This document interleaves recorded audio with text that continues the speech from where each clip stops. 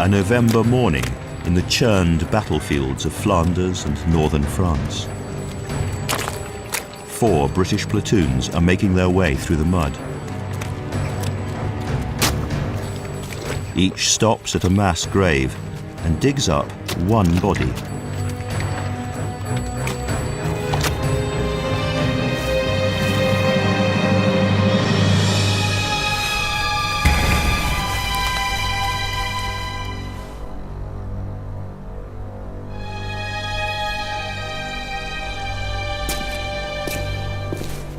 At midnight, a British general is blindfolded.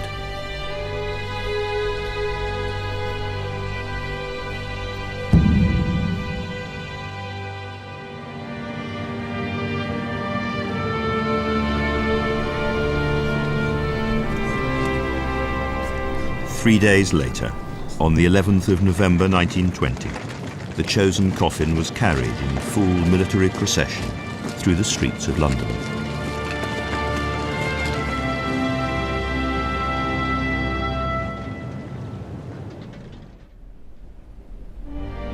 In a solemn ceremony, the body was then buried deep in the sand below Westminster Abbey.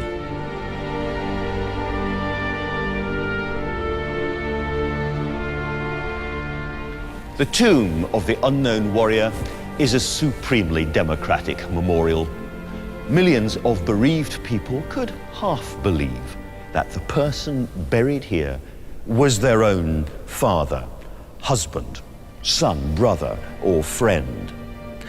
At the time, some people thought it was too democratic, almost a bit common. But the so-called Great War touched people in these islands in a way that no conflict, really since the brutal civil wars of the 17th century, had done. First, of course, the millions who actually fought, but also the millions at home who felt the full force of modern warfare for the first time. Bereaved, bombed, uprooted or bankrupted. Now, we know that the war to end all wars didn't, but it tore up Europe and it changed the great story of the British people forever.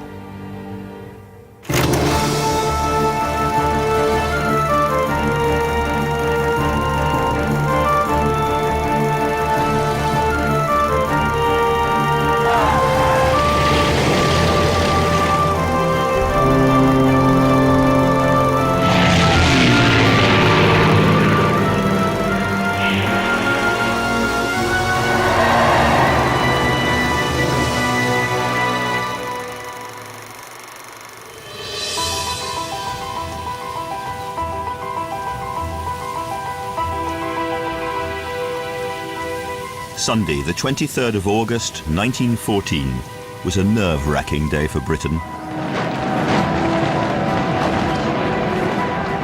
In Belgium, British troops had just faced the Germans in battle for the first time.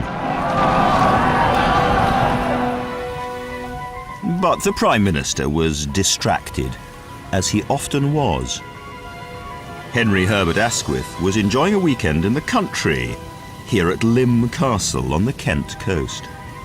The 61-year-old Premier was busy writing, not to his generals, but to a 27-year-old woman called Venetia Stanley.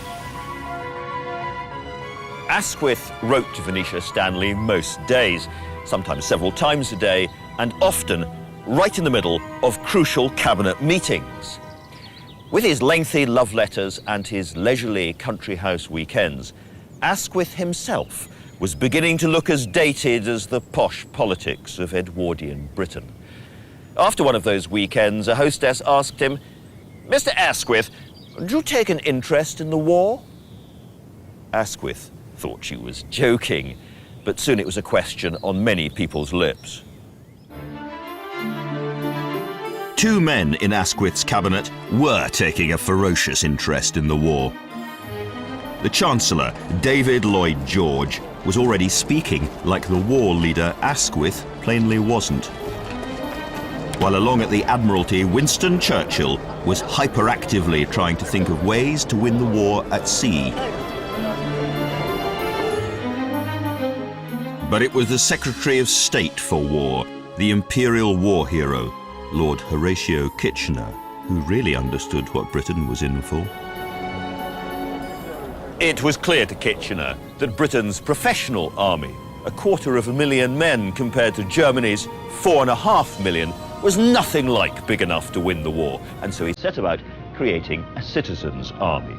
And he was remarkably successful. Your country needs you. And his accusing finger had a dramatic effect. By September 1914, 750,000 men had signed up. Kitchener's army would go on to become the biggest volunteer army raised by any country in history.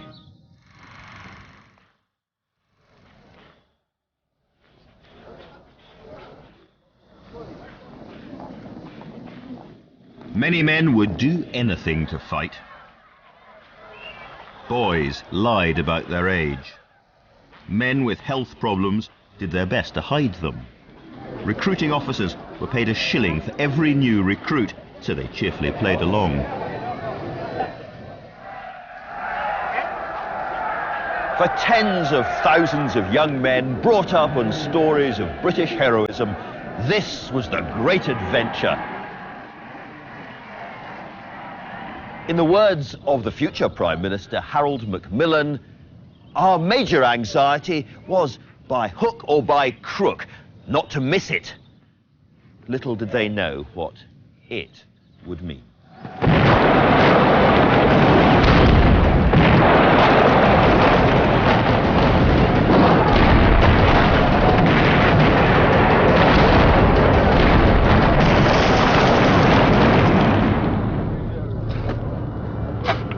Within 3 months, the war on the Western Front had frozen into deadlock. The German advance through Belgium and France had been halted. Both sides had dug in. The trenches stretched nearly 500 miles from Ostend in the north all the way to the Swiss border. The meat grinder war had begun.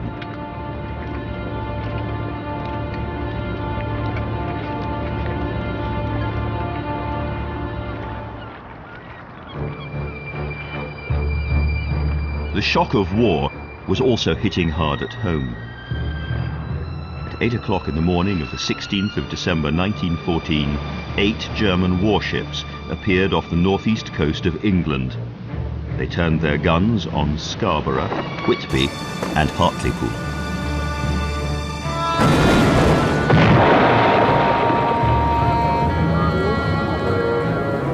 "127 men, women and children were killed. These attacks came as a terrible shock.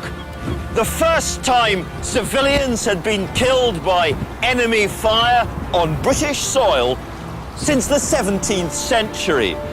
Utter humiliation for the Royal Navy, and above all, further evidence of the beastliness of the enemy. Atrocity stories were spreading around the country like wildfire. Women and children murdered in Belgium, wounded soldiers bayoneted, and of course by April 1915, the world's first use of poison gas on the Western Front.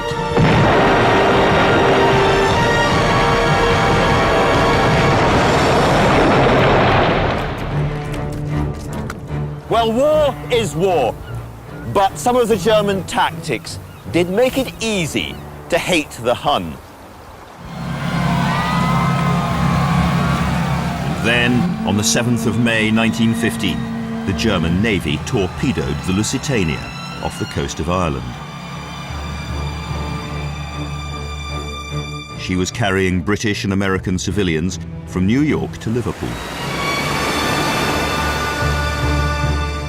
Over 1,200 people were killed, 94 of them children, including 31 babies.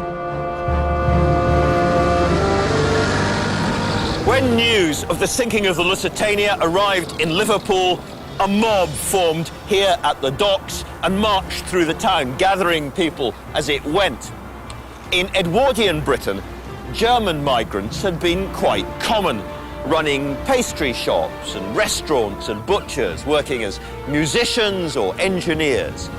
Now, Germans began to be attacked, their homes and businesses smashed, looted and burned out. The right-wing journalist Horatio Bottomley called for a vendetta against every German in Britain, whether naturalised or not, because he said, you cannot naturalise an unnatural beast, a human abortion, a hellish freak, but you can exterminate it. If there was hysteria in the country, there was crack-up at the top too. On the 15th of May, 1915, Lord Jackie Fisher, Britain's first Sea Lord and one of the most brilliant and charismatic men of the age, walked out of the Admiralty buildings and vanished. The man in charge of Britain's awesome battle fleets had disappeared. Lord Fisher had been appointed First Sea Lord by Winston Churchill in October 1914. They had a passionate, often rocky relationship, but they agreed on one thing. They were both convinced of the need to end the deadlock on the Western Front. Churchill asked Asquith, "Are there not other alternatives to sending our armies to chew barbed wire in Flanders?" He favoured an attack on Europe's southeastern coast to knock the Ottoman Turks, who were allies of the Germans, out of the war. Fisher thought that was insane. He dreamed instead of a grand royal naval coup, an invasion of Germany's northern coast, and then straight to Berlin. Brilliant or bonkers? Well, we'll never know, because Fisher lost the argument. What we do know is that Churchill's Turkish adventure was a disaster. Hesitation and delay led to the troops landing at Gallipoli 2 months after the first naval bombardment. The Turks were waiting for them. 50,000 British, Australian and New Zealand troops died in the bloodbath. In the Admiralty, Fisher and Churchill were at each other's throats. At a War Council meeting, Kitchener had to physically prevent Fisher from walking out. Fisher's memos became wilder and wilder. Some people thought deranged. He threatened to resign no fewer than 8 times. And then, on that May morning, just as it was becoming clear how bloody the disaster of Gallipoli was, Fisher walked out, apparently into thin air.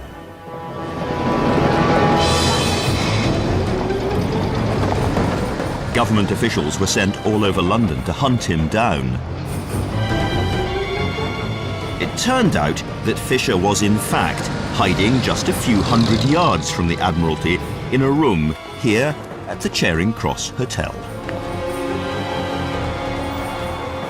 When Fisher was finally tracked down, Asquith ordered him in the name of the King to return to his command.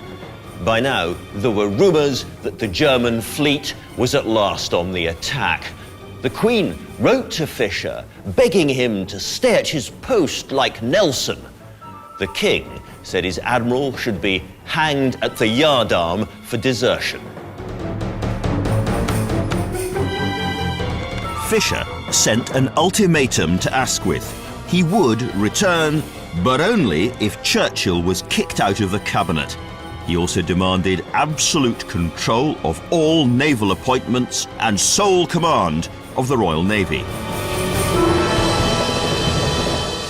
This was the kind of fantasy of a constitutional coup that many generals and admirals might have dreamt about, but nobody, before or since, has actually dared to propose it to a British Prime Minister.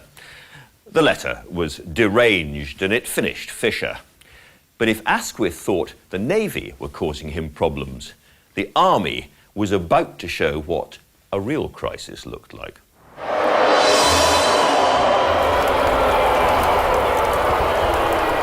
Just 6 days after Fisher's breakdown, there was uproar on the floor of the London Stock Exchange. Hundreds of men were shouting, jeering, and setting fire to bundles of newspapers. The burning papers were copies of that day's Daily Mail, whose owner, Lord Northcliffe, had used it to announce a scandal on the Western Front. Lord Kitchener was starving the British Army of high-explosive shells, the kind you need to blow up trenches. The public was outraged, not by that, but by the newspaper's attack on the country's greatest soldier. You can't kick Kitchener.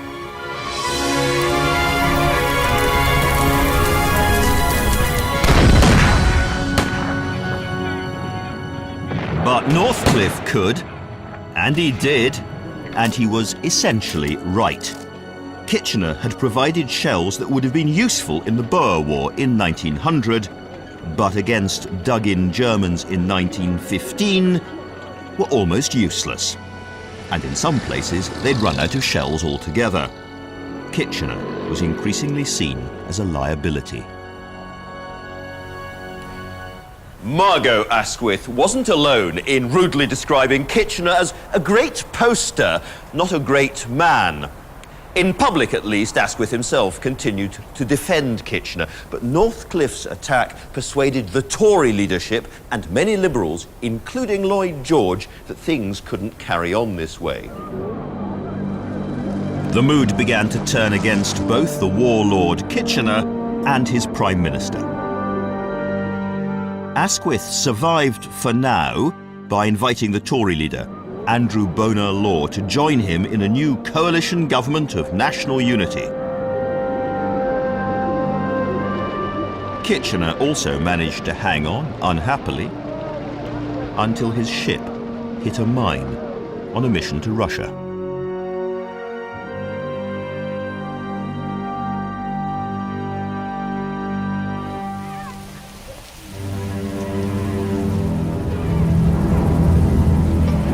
On the night of the 31st of May 1915, a new terror appeared over London.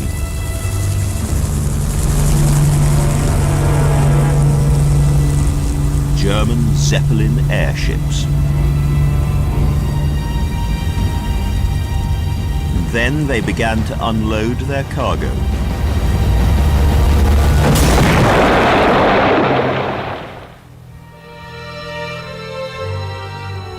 The first bomb ever dropped on London landed here at number 16 Alcombe Road in Stoke Newington. It bounced off a neighbour's chimney, lodged in the rafters and set fire to the upstairs bedroom. The family escaped. Many others didn't. Henry and Caroline Good of 187 Bulls Pond Road in Dalston were discovered by a policeman still kneeling at their bedside. Their bodies charred, their clothes burned away. Mr. Good's arm was still around his wife. They had died while praying.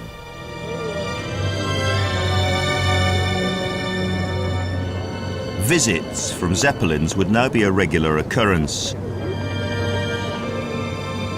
They became known as the baby killers. Far fewer people were killed in the First World War by air raids than would be in the Second World War, but in some ways it was even more terrifying. People who'd only just got used to the idea of human flight were confronted by 500-foot balloons lobbing death, and air raid precautions were laughably inadequate. You didn't have much time to scarper. But the invention of the incendiary bullet gave a way to fight back. In September 1916, millions watched as Lieutenant Leif Robinson attacked a German airship over North London with the new weapon.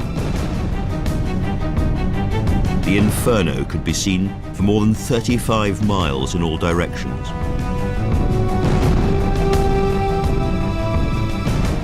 The airship crashed to the ground behind this pub, the Plough Inn in the village of Cuffley, and the next day more than 10,000 sightseers swarmed over the wreckage. The Plough had soon sold out anything that could be eaten or drunk, and they had to bolt their doors against the crowds. One rather ghoulish highlight was the charred remains of the German airmen. A girl watched a pair of policemen playing ball with their helmets over the charred corpses.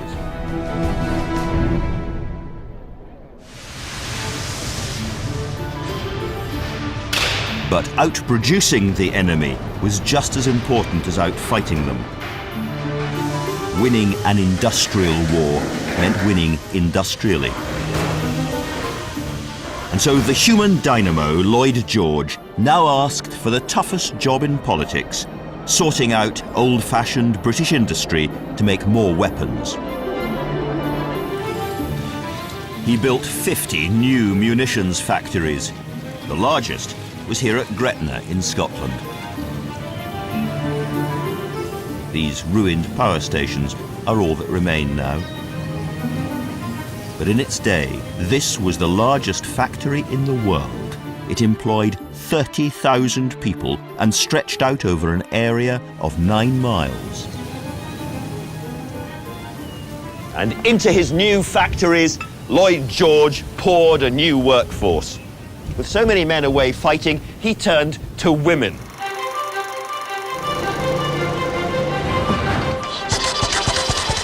And they flocked into the new jobs. Bus conductors, farm workers, shipyard workers, and 700,000 of them became munitionettes, working in the new munitions factories, which were very dangerous. Explosions, TNT poisoning killed more than 100 women. Many more found their teeth fell out or they turned yellow. They were called canaries. But there were less toxic changes for the new workers too. Women started to cut their hair shorter. They wore simpler clothing. They learned to smoke cigarettes. They learned about condoms. Among the many casualties of the Great War was the Edwardian woman. As munitions minister, Lloyd George was a phenomenal success. Within a year, the manufacture of heavy guns was up by over 1,000%.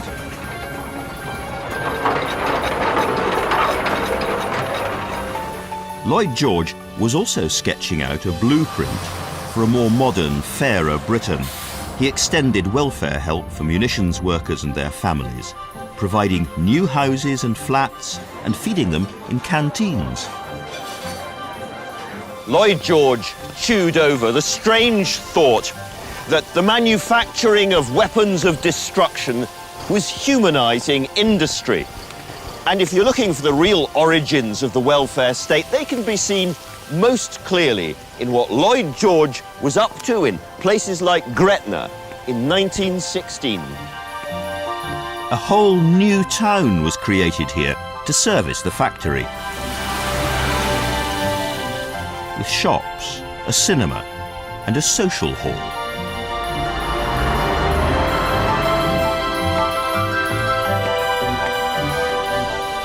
To encourage production, Lloyd George introduced British summertime in May 1916. We've had it ever since. Lloyd George was very worried about the amount munition workers were drinking.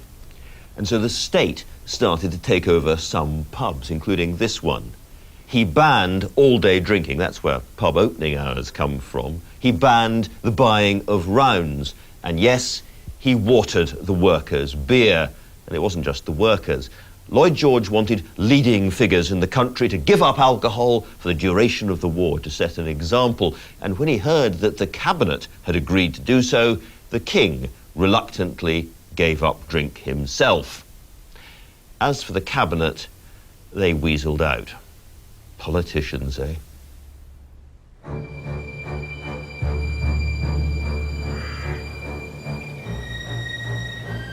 And what these politicians needed were victories.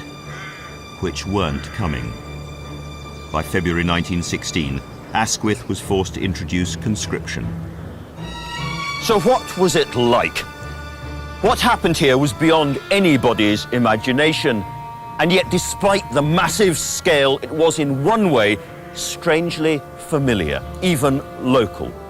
Each 1,000-strong battalion of officers and men defending their own tiny part of the front line became a kind of community. With its class divisions, it was a small piece of Britain transplanted. It wasn't a real Britain. There were no women, no trade unions, no strikes, and very few political arguments because all politicians were pretty much universally despised, along with the staff officers, who were allegedly living it up in chateau, away from danger.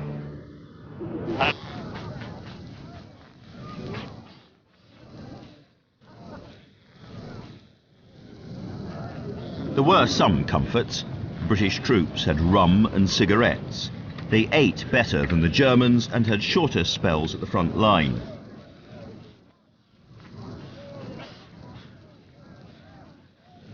Soldiers could send letters and even their dirty linen home, and back came home-baked cakes, family photos and newly knitted socks.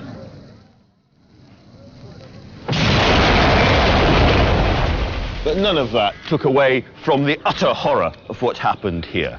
At times, the rain seemed to go on forever, turning the trenches into filthy little rivers infested with rats and lice. The noise was monstrous.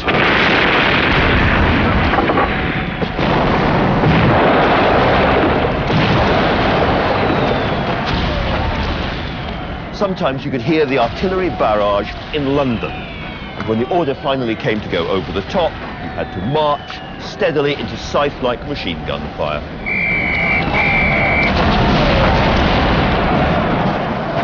One war correspondent described the horrors of the front.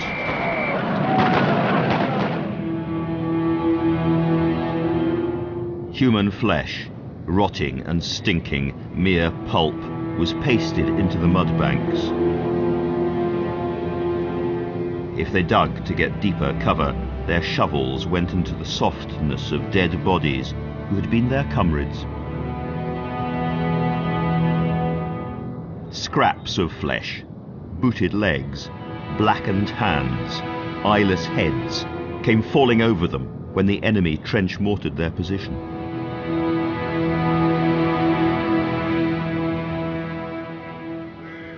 So how did these men possibly cope? Religion, yes, but humour was also absolutely essential. Some of it was pretty dark, like the habit of shaking hands with the hands of corpses protruding from the mud. Other times it was lighter. When Captain Fred Roberts discovered a smashed old printing press in the town of Ypres, he decided to mend it and produce his own newspaper. It was called the Wipers Times. Wipers being how British troops mispronounced Ypres. This was a newspaper from the front, for the front. Oh, it's a lovely war. Who would be a soldier, eh? Oh, it's a shame to take the pay. So how did the men see themselves in the pages of their own local paper? Well, it's all terribly British and understated. What do we want with eggs and ham? Ripping up thumb and ham. One ad asks, "Are you going over the top? If so, be sure to first inspect our new line of velveteen corduroy plush breeches." Oh, it's a lovely war. The Wipers Times is a really important document because it reminds us that in the middle of horror, people were enjoying the same stupid jokes and gossip they always had done. Here's the authentic voice of 1916. Three Tommies sat in the trench one day discussing the war in the normal way. They talked of the mud and they talked of the Hun, of what was to do and what had been done.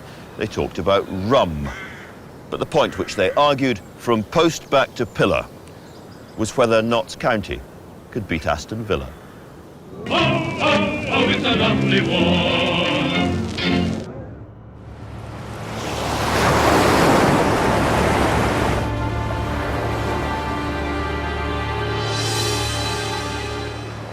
But not all the United Kingdom was so united. In the early hours of Good Friday 1916, a man scrambled off a German U-boat into a small rubber dinghy, and then landed here at Banner Strand on the west coast of Ireland. He sucked in the fresh Irish air and gloried in the bird song, but not for long. Two officers of the Royal Irish Constabulary arrived. They'd had a tip-off about a German-sponsored revolt against British rule in Ireland. Quite right. In one of the man's pockets, they found the ticket stub for a railway journey from Berlin to one of the U-boat bases. The weary traveller was promptly arrested, charged with sabotage and treason, and taken to the Tower of London. The man was Sir Roger Casement, once a loyal servant of the British Empire. An Irishman, he'd become a determined critic of imperialism and joined forces with the Irish Republican movement.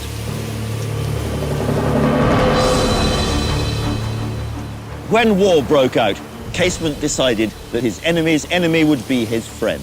So he made his way to Berlin and spoke to the Kaiser's high command about using the German army and navy to help a full-scale Irish rebellion against the British Empire. In Dublin, the Republicans were also secretly asking for help from the Germans. And they resolved to proclaim a republic at Easter 1916.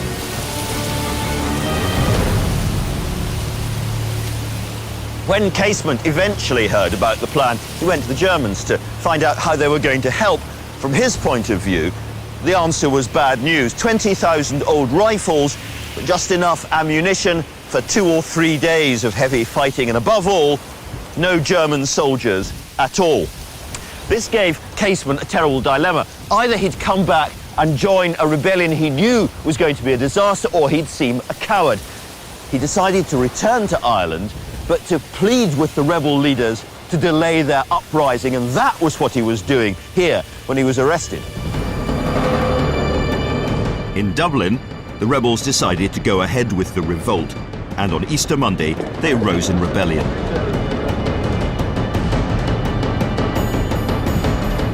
They occupied key buildings, including the General Post Office, and proclaimed Irish independence. But after the arrival of 20,000 British reinforcements, the rebellion collapsed in 5 days.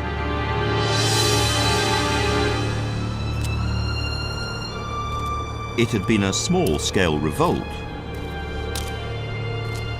Just 1,600 rebels compared to the 150,000 Irishmen who'd volunteered to fight for Britain in the war. The Irish, even in the Catholic South, still generally backed the British Empire. This general goodwill was about to be squandered by an act of brutal British stupidity. The police and the army rounded up 3,500 of the Irish nationalists, whether or not they'd been involved in the uprising.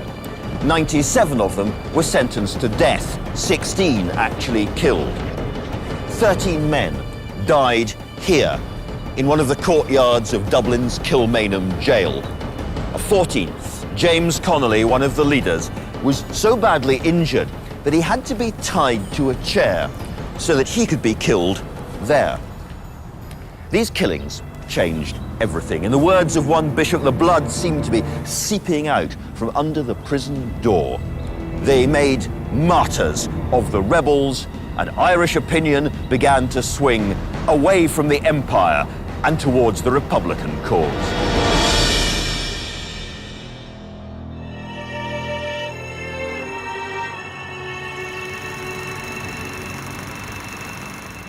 In London, there was an influential campaign for clemency for Roger Casement. It was even supported by the King. But then, in a search of his rooms, the police discovered Casement's private diaries. They became known as the Black Diaries.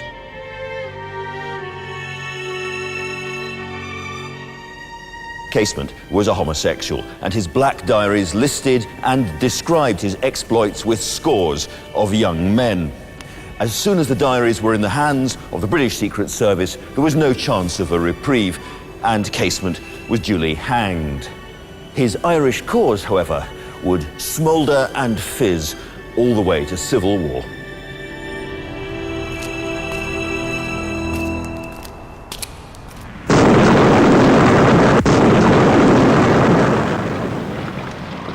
On the Western Front, the war was descending into a nightmarish paralysis. It reached its bloodiest with the Somme offensive of July 1916. The idea was to destroy the German trenches with an intensive 7-day bombardment. British troops were told they'd be able to stroll through the shattered German lines and bring the war to an end.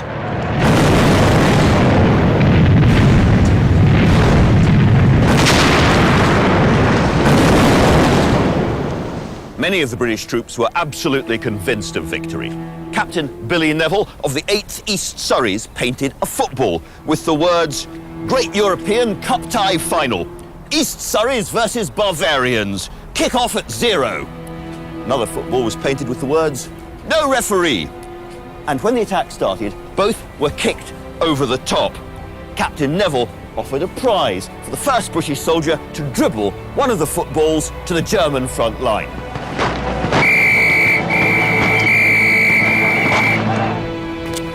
When he led his men over the top, Captain Neville was killed instantly. So too were 21,000 other British soldiers, most of them within the first hour. German troops had survived the bombardment in concrete bunkers 10 meters underground. British infantry had walked into an inferno of machine gun fire. The generals have been blamed, callous, stupid, skulking behind the lines. Not quite fair. 78 British generals were killed in the war, and this was a totally new type of dug-in, industrialized slaughter. In 1916, nobody knew how to win this kind of war. But we're still left with the frightened young officers blowing their whistles and leading their men to death. Take Captain D.L. Martin of the 9th Devons. He'd been a maths teacher before the war, and he used trigonometry and scale models to prove conclusively that an agreed line of attack must end with him and his men being cut down by a particular German machine gun post. He showed his superior officers and was told, "Sorry, you must attack." Captain Martin and 160 of the Devons were killed instantly. They're buried together in a mass grave, above which is written, "The Devonshires held this trench. They hold it still."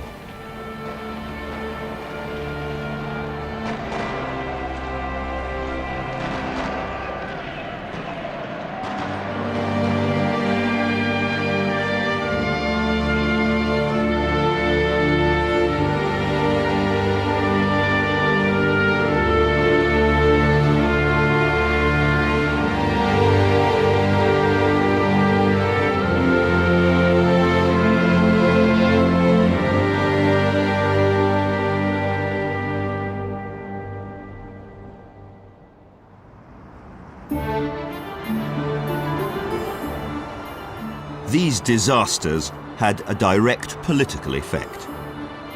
Asquith had lost his own son in the fiasco of the Somme. Now it would cost him his political career. Lloyd George scented blood. Was Lloyd George plotting? Lloyd George was always plotting. But the first person to stick in the knife was the press baron. Northcliffe asked the editor of the Daily Mail to find the worst possible picture of Asquith and label it "Wait and See," and then the best possible picture of Lloyd George and call it "Do It Now." And in case anybody failed to get the message, he then wrote a headline which read simply, "Asquith, a limpet." Politicians these days who complain about being roughed up by the press should stay in a little more and read some history. Lloyd George now joined hands with Andrew Bonar Law and forced Asquith to resign. The King invited Lloyd George to form a new coalition government. The Liberal Party was split down the middle and would never really recover. The Tories were now the majority in Lloyd George's coalition. With no election, this was a wartime parliamentary coup. The socialist Beatrice Webb wrote in her diary that it was brilliant improvisation, reactionary in composition and undemocratic in form. Lloyd George remade British government. A war cabinet of just 5 men oversaw the fighting, while outside this place, British government power spread to undreamt of degrees. The Edwardian age didn't really end in 1914. It ended with what was, in effect, the first parliamentary dictatorship since the days of Oliver Cromwell, the dictatorship of David Lloyd George.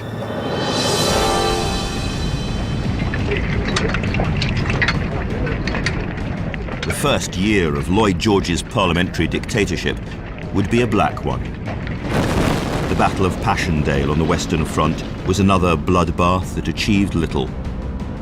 France was crippled, its army mutinous.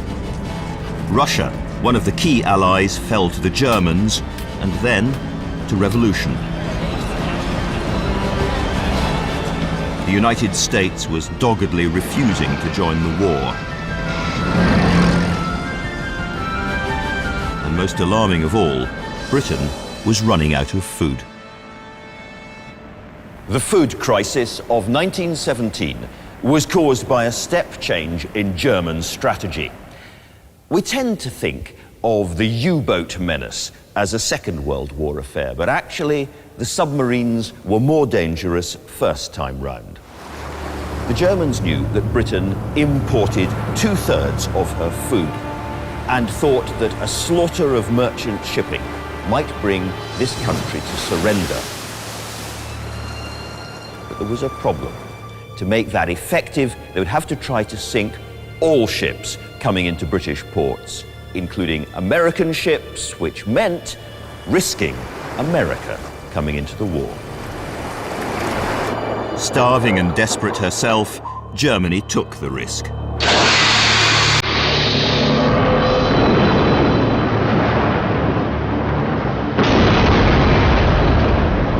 And lost her gamble within weeks, for America at last declared war. Now it was a race to the finish. Could the U-boats defeat Britain before American intervention changed everything? It was a close-run thing. Before long, Britain was running out of fuel and food. Prices shot up and long queues formed outside shops.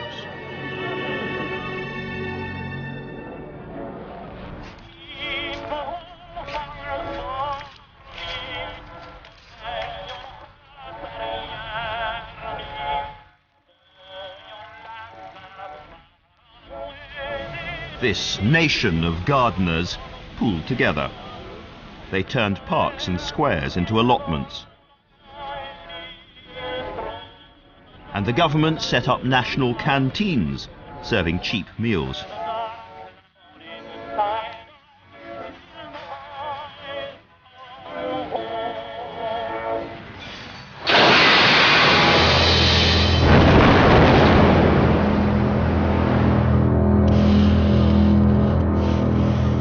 And none of it was enough. The U-boats continued to slaughter the merchant ships. What could be done? The answer was staring the Admiralty in the face: organize the merchant ships in convoys. The Admiralty was sure this wouldn't work. A convoy is a lot bigger than a single ship. Once the U-boats found them, there'd be a turkey shoot. Obvious. but sometimes the obvious is wrong. Set against the vastness of the Atlantic Ocean, a convoy is not much bigger proportionally than a single ship, almost as hard for the U-boats to find, and you can protect a convoy with warships. The Admiralty was pressed into trying this by, among others, Lloyd George himself, and very reluctantly they agreed to give it a go. As soon as they tried the convoy system, the rate of sinkings dramatically decreased, the food started to come through. This single lateral jump of logic may have saved Britain from losing the war.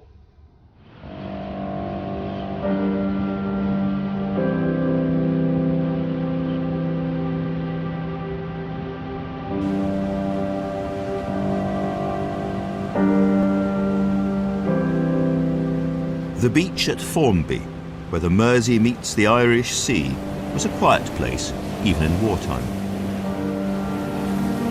In July 1917, a tall, striking-looking officer was walking here alone.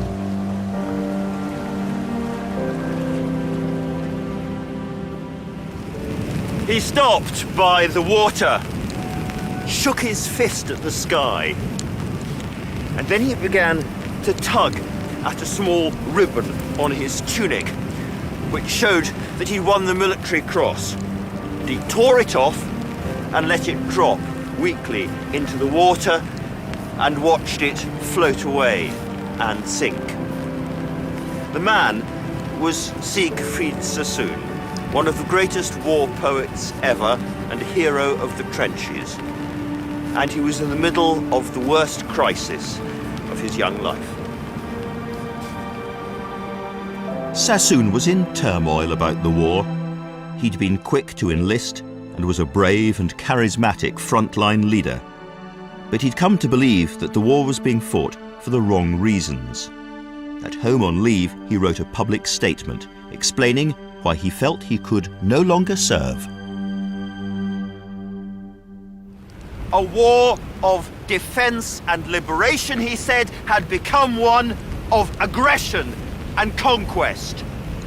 I am protesting against the political errors and insincerities for which the fighting men are being sacrificed, he said, and against the callous complacency with which the majority of those at home regard the continuance of agonies which they do not share and which they have not sufficient imagination to realize.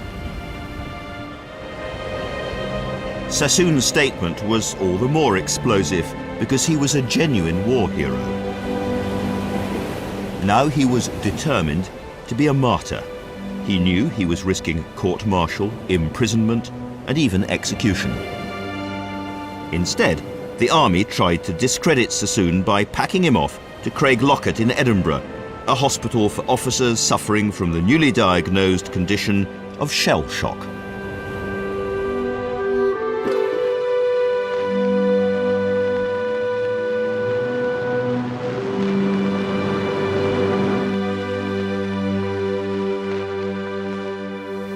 Sassoon called this place Dottyville.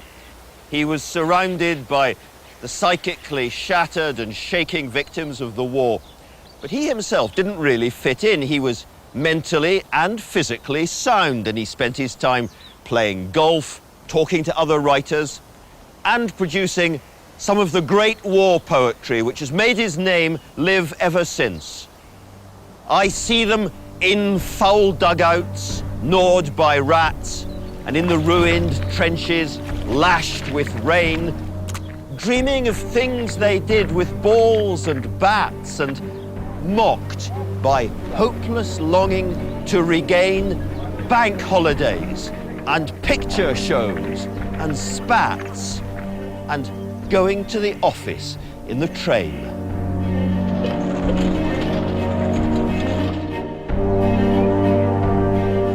Sassoon was speaking out for a small minority. There were 16,000 conscientious objectors who refused to fight. As some people sympathised, most did not. pacifist meetings were broken up by angry mobs, conchies, as they were known, were attacked and imprisoned. For Sassoon, things weren't quite as clear-cut as they were for the conscientious objectors. He was torn between his intellectual contempt for the war and its leaders and his own feelings of comradeship and exhilaration in the trenches. However vile and murderous the fighting was, it gave him more of a sense of being alive than anything here at home among the sheep-like civilians. And in the end, he decided his place was with the fighting men. He returned to the army and eventually to the Western Front, where he survived. But for the rest of his life, he never lost that seething anger with the politicians. In the spring of 1918, a new German offensive, using troops returning from the Russian front, almost broke the British and the French armies. The new stormtroopers very nearly won the war. The British commander, Sir Douglas Haig, ordered, "With our backs to the wall, each one of us must fight to the end."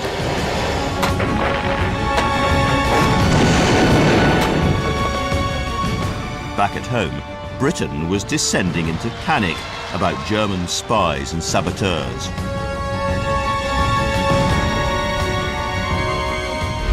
In June 1918, a scandalous trial at the Old Bailey threatened to ignite this combustible atmosphere. The man behind the scandal was an eccentric right-wing MP and self-publicist called Noel Pemberton Billing. Pemberton Billing was obsessed by what he called the hidden hand. He thought the Germans had infiltrated the British establishment. There was a German black book containing the names of 47,000 sexually depraved British men and women who'd been blackmailed into helping Germany win the war. It was, he said, a most Catholic list. It contained the names of privy councillors, cabinet ministers and their wives, diplomats, newspaper proprietors, and even members of His Majesty's household. In short, the Germans had the British establishment over a barrel. Billing's theory might have been ignored were it not for a private performance of Salome, a band play by Oscar Wilde. Its star was a risque Canadian dancer called Maud Allen. Billing saw an opportunity to promote his obsession and pounced. He implied that Maud Allen was a lesbian and that her audience were among the 47,000 traitors named in the Black Book. Maud Allen took the bait and sued for libel at the Old Bailey. The British people were transfixed. There were huge daily queues for the public gallery. The atmosphere in court was described as pantomime, circus, farce. The gallery cheered like spectators at a football match. Billing's witnesses claimed that Asquith was in the Black Book, alongside his wife, Margot, and in an extraordinary twist, Billing even claimed that the man presiding over the trial, Britain's most famous judge, Justice Darling, known as Little Darling, was involved as well. This was the conspiracy theory to end them all. And the British public seemed to be falling for Billing's extraordinary claims about pro-German homosexuals in high places. Anxiety rippled through the corridors of power. There were even fears of a revolution, a people's revolt.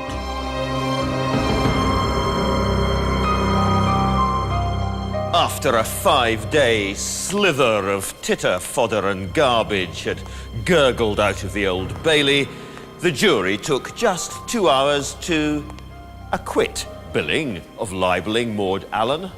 The public gallery erupted in joy. As their hero emerged from the Old Bailey, he was mobbed by more than 1,000 supporters. But what of the German Black Book itself that had started it all? Well, there's no evidence that it ever existed. It was almost certainly the fevered figment of one man's imagination, seized upon by a people driven half mad by 4 years of loss and fear and hating.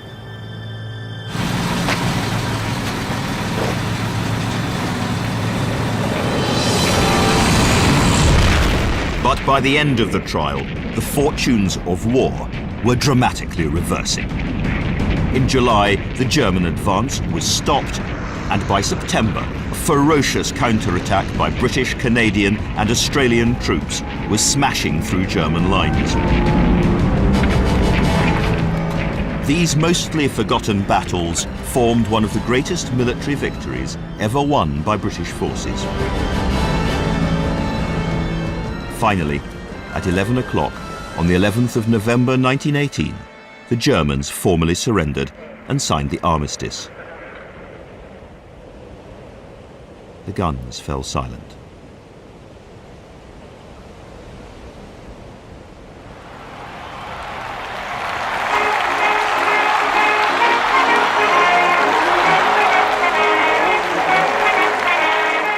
To start with, the reaction was celebratory, wild, even drunken.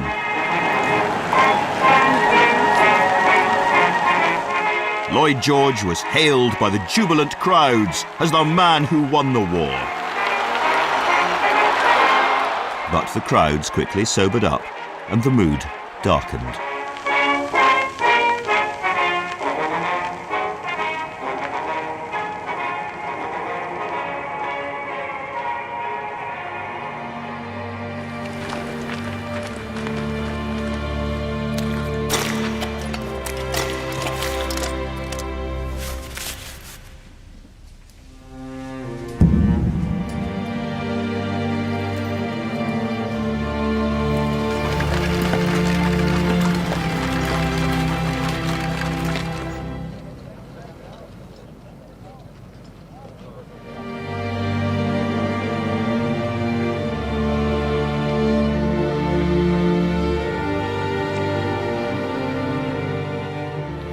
The war had changed Britain in ways that would have been unimaginable 4 years earlier. More than 720,000 people never returned from the battlefields, and those at home lived surrounded by the gaps and the ghosts, those people who should have been in the street or in the factory or down the pub but just weren't there. The civilians had pulled together and worked for the war effort as never before. They'd seen the birth of big government. Perhaps no shock has ever hit these islands with quite the force of what they called, with, let's hope, an edge of bitter humour, the Great War.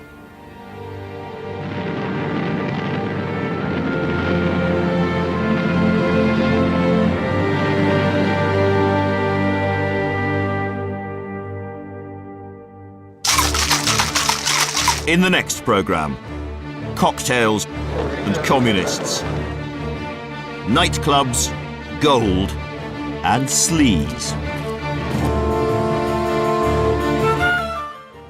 And the making of modern Britain continues next Wednesday night at 9. Tonight, and just starting on BBC Two, it's Buzzcocks, whilst here on BBC HD, we're diving off Mozambique with the graceful and awesome manta rays.